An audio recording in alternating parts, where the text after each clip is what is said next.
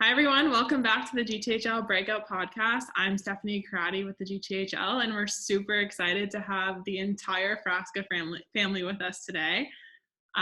It's definitely taken some planning, but we're all here. I do want to just go around the horn really quick and get some introductions. Then we'll go from youngest to oldest just to get this going. All right. So, Gianni, you want to jump in? What do you mean? Okay, say hi. Hi, Say hi. What team do you play for? Toronto Titans, And what position are you? center. Awesome. And then we'll go to Nicholas. Do you prefer Nick or Nicholas? It doesn't matter. All right. So what team do you play for? I play for the Toronto Marlboros U15. And you're the only defenseman in the family, right? Yeah. And then we'll jump up to Gabriel. Like my future team or my current team?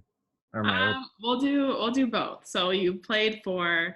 Okay, so I'm Gabriel. I played for the Mississauga Senators U16, and I'm playing for the Kingston Frontenacs next year. Awesome. And then we'll go over to Jacob. Hi, my name is Jacob, and I play for the Barrie Colts, and I used to play for the Mississauga Senators in the GTHL. Awesome. And then let's see if we've got Jordan connected. He was saying he couldn't hear. All right. Well, we'll give him some time to get that sorted out. But we have Jordan as well, who's the oldest. He was also a former Mississauga Senator, and he just finished up a season with the Kingston Frontenacs, and he is also a Pittsburgh Penguins prospect. So after the five, we'll go to Mom and Dad. So Mom Shannon, do you want to introduce yourself? Yes, I'm Shannon Frasca, and I have 5 boys, and I don't play hockey. And Dad, Rocco. Hi, I'm Rocco Frasca, and I'm the dad of all these guys. And thanks so much again for everyone joining us. So I just want to step back a second. Obviously, this year has been super crazy, but filled with a lot of accomplishments for everyone. Shannon and Rocco, how did you survive this last season? Rocco, you want to talk or you want me to? You. This last season, the last season wasn't too bad because we only had the 3 home. So that was easier compared to when we had all 5 home. So we survived that. Jacob was out in Barrie, and Jordan was in Kingston. So because they drive, it's easier to survive when they know how to drive themselves. When we're doing all the driving, that's when those were some tricky years. Well, and on the note of last season, so you mentioned you had 2 boys in the OHL, you had 3 in the G. Give us a rundown maybe of what a typical Saturday during the season may have looked like for you. So a Saturday, we would have had a practice in the morning for Nick. Then we would go to Johnny's games if he had a home game on the Saturday. And then we would rush home either to go to Barrie to watch a home game, or we would watch 2 games online. We would have 2 different TVs set up, and we would watch Barrie and we would watch Kingston. Gabriel didn't usually have anything on Saturdays, so we were okay there. But we would have to be up early for Sunday morning for his practice. So Whatever it takes, right?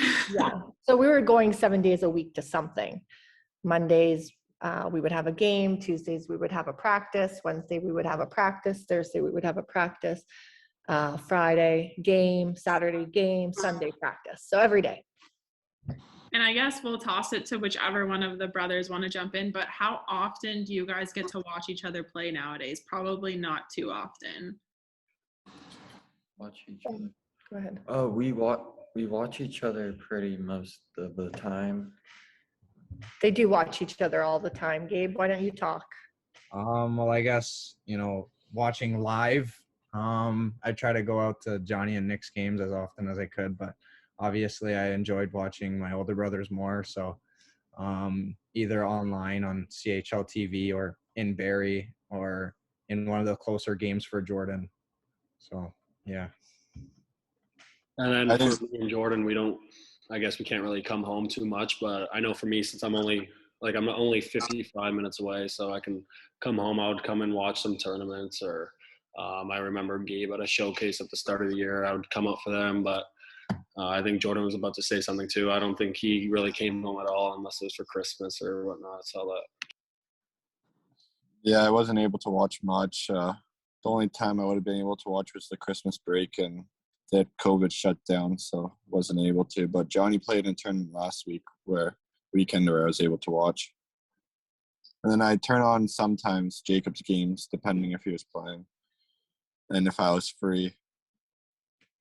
I'll try to keep up where you can. I'm impressed that you guys can actually catch some games with the competing schedules. It seems like it'd be difficult. But Jordan, we'll stick with you. You are a former Mississauga Senator. You wrapped up your OHL career this year. You signed an entry-level deal with the Penguins. Give us a little bit of a summary of what the last year meant to you.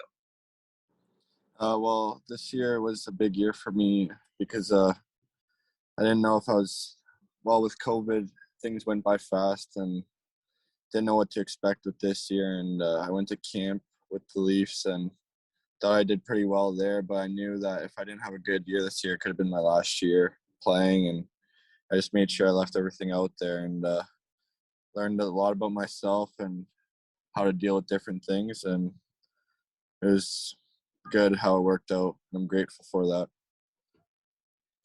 And Gabriel, we'll jump to the middle of the pack really quick first. You're OHL Cup champion. You were a GTHL Top Prospects Game MVP. Also a former Mississauga Center, like we mentioned. You're fresh off of being drafted by Jordan's former OHL team, the Kingston Frontenacs. Tell us a little bit about what this last season was for you. Yeah, obviously this last season's been kind of, the year that I've been waiting for. I've watched both my brothers go through it. Just this last season of playing with, some of the guys I've played with for 7-8 years now. So, it was a memorable season, and to finish it off as an OHL Cup champion, it kind of just, it's the cherry on top. And it was just a very good season, and I'm excited for the future. And between the two Frontenacs on the call, I guess, Jordan and Gabriel, there's a kind of interesting fact here. I'm sure you're well aware that the same day that Gabriel was named the GTHL Top Prospects Game MVP, Jordan signed your entry-level deal with the Penguins. So what was that day like for the family? I don't know who wants to answer first, but I'm sure it was a pretty exciting day. You gotta ask my mom. She did all the traveling. Yeah. So I knew Gabriel had an important game that I was going to, but I knew Jordan also had an important day he was signing. So I woke up early. I don't remember what time. Was it 5? 5 a.m. Nick came with me and my mom, and we drove out to Kingston for Jordan's signing at what time, Jordan? 9:30 or something like that in the morning? Yeah, 9:30. Yeah. She wasn't going to come at first. I wasn't. I'm getting sometimes tired of all the driving, and sometimes too it's emotional, so I kind of wanted to run away. As much as I wanted to be there at the same time, I think I had to work too, so I had to take the day off of work, and it was just crazy the time. Plus, with Gabriel's game, I had other family coming to the game, like my dad, who I had to get back home for to pick him up to come to the Prospects game. And so it was a crazy day. And then he calls me and tells me my TV's broken. I need a TV. So it's amazing. I was able to go to Kingston for 5 a.m, do that deal, Jordan sign, do some pictures, drive back, get my dad a new TV, hook it up, put it all together, and take him out too, and these guys met them at the Prospects game. So by the end, it was all a blur, to be honest. And probably just exhausted by the end of the night. Yeah, it was just a blur.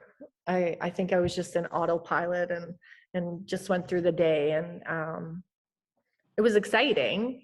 People were congratulating me, and I didn't know who they were talking about. So I was just like, okay, thanks. That's all you can do is just say thanks and move on when you got so many accomplishments going on one day. Right.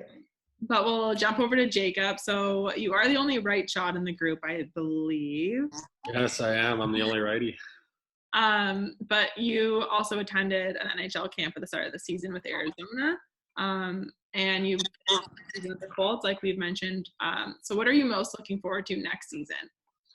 And I attended back in September. I went to the Arizona training camp and learned a lot there, and really thought my game went to the next level after coming back to Barrie from Arizona. And then obviously I had some injuries throughout the year, but mostly next year just to stay healthy and make sure my mental game's right. I learned that a lot about myself this year, is that with the concussions, that your mental game goes all over the place and you don't know what to expect and you can't control things that are out of your control. So for next year, just to come back with more confidence, more just to just play and have fun and just go back and do what I know I can do, then I think it'll all be good. Simplify things a little bit, right? Just keep Exactly. it. And then we'll go over to Nick. So you broke the Mississauga Senator chain out of the 5. So you're a resident Toronto Marlborough. And you're the only defenseman. So what made you be the Mark Stahl of the group, the only defenseman? My mom. I knew you would say that. You suck that forward. No, I didn't. No. I like the way he read the back of the ice better. Isn't it? Oh, you could only skate backwards. That's why. Yeah, he's gonna be. Jacob was actually a really good defense too when he was younger. He started as defense, Jacob too, but he didn't want to play defense. So that's why he moved to forward. Does a good job of defensive forward. He's very responsible that way because he started as a defense. But Nick, he started as a defense, and when he would try forward, he was good. He was okay. He was good. But I like the way he read the ice better from the back end. He could see the ice and make the plays. And how about you? Why don't you talk? So You're stuck. that's how he kind of stayed there. Line now. Tried switching. Right. Well, and then we also have Gianni. So you are also not a Mississauga Senator. You are a Toronto Titan. You played a season up, I believe, this year, right? So good for you. We also spotted you at the OHL Cup wearing a sign that said you were a Mississauga Senator for the day. I think we have a photo of that. What's it like getting to watch all of your brothers play now? And obviously you want to beat them as you're getting older. Oh, I can beat them in mini sticks. So things get competitive in the basement playing mini six. Yeah. That's great. So Shannon and Rocco will go back to the scheduling a little bit. So when you're busy trying to plan out the hockey schedule and making games and sometimes periods of games, do you ever stop and think, like, how the heck did we get here? Like you mentioned, the driving is just exhausting. So you think, how did we get to this point? Rocco? Okay. Well, we went through a few cars doing all this. Yes, we are. Like, no, I don't. It's just, I just keep going. Get home from work and go. Yeah. Eat my dinner in my car, and Yeah. then, that's about it. And then come home and go back. Same thing the next day. Yeah. Becomes Well, a routine. it's definitely all worth it and super fun, even though it can definitely be exhausting, I'm sure. So let's get to the fun stuff. Let's go back to the basement games. I want to know if there's any intense stories, anyone, break a bone, lose an eye, any of those fun stories in the basement battling. I chipped my No. I chipped my 5 front teeth. Chipped his tooth. We don't have many like that. I mean, during COVID, it kind of got a little bit crazy. Jacob, that game you would play, like crazy people? Oh, Thank God nobody got hurt there. so we I would. don't even know. We would dress up and just shoot a tennis ball at each other, basically, see if you can block the shot. And we always play mini sticks, even like ping pong, lacrosse. Even it's like a little area downstairs. Well, it's big enough, and there's roller tiles, so we'll put on the roller blades and we'll play full contact too. And I'm obviously bigger, and I would hit Gabe and Nick, and they would hit me back sometimes. They didn't really succeed doing that, but we would always do stuff like that. It would be every day, and we'll come up, we'll be all sweaty, eat dinner, and then go right back. And even with video games, it was always competitive. You guys, like Jordan he was always the worst at video games. He'd always throw the remote at the TV, or even just break. Yeah, it was always something. If it wasn't a broken bone, it was a broken stick. And if it wasn't that, it was this. And it was just an everyday cycle of just us battling. And it wasn't like, even in cards, we'll play cards at the dinner table, and there's no money on it, but we're just all competitive. And that's just how it's been since the day we were born. And yeah, all 5 of us are similar like that, and like to compete on the ice and off the ice with each other. In the pool, we'll play Marco Polo, and that's just how it is. If you come here, you'll turn into a tough kid. That's how it works. So, yeah.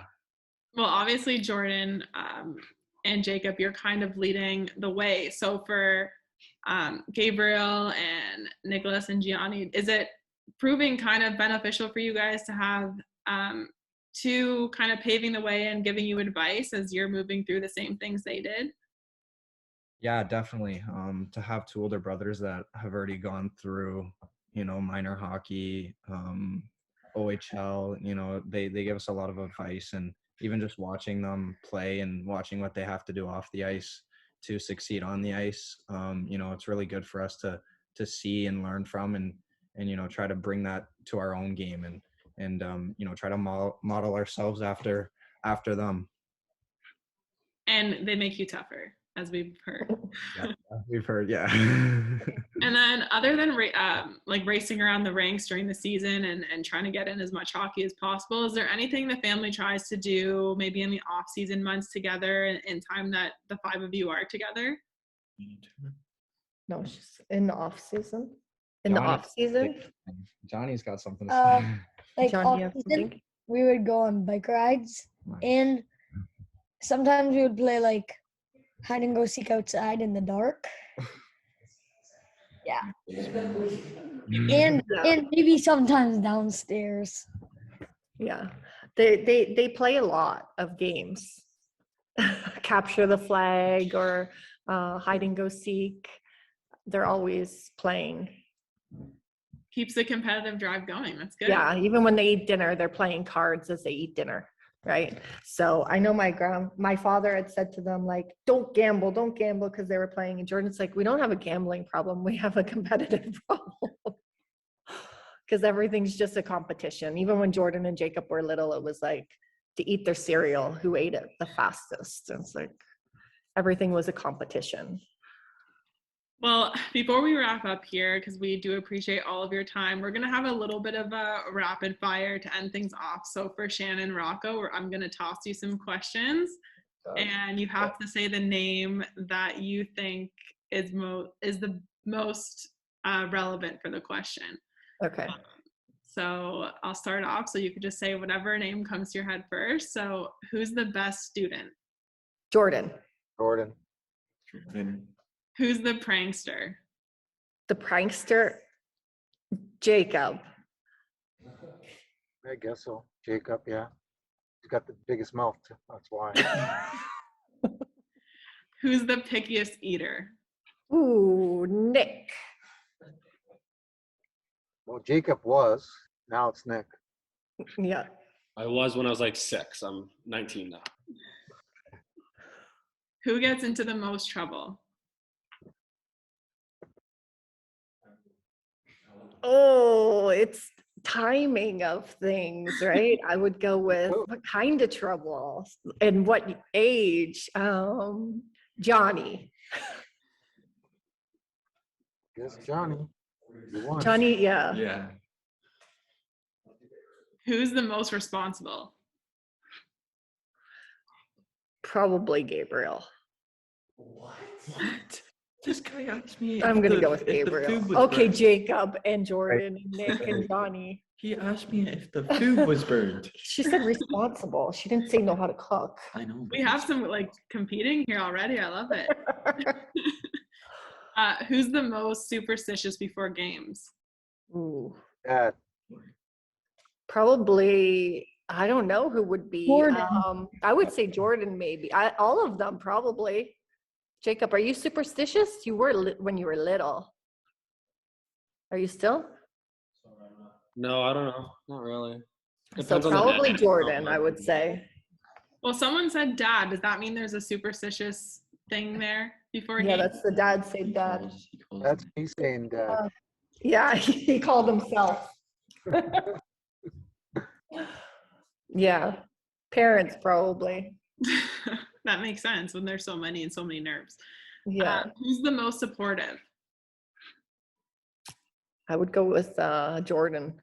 Who's the most what? Supportive. I would go with Jordan. Jordan.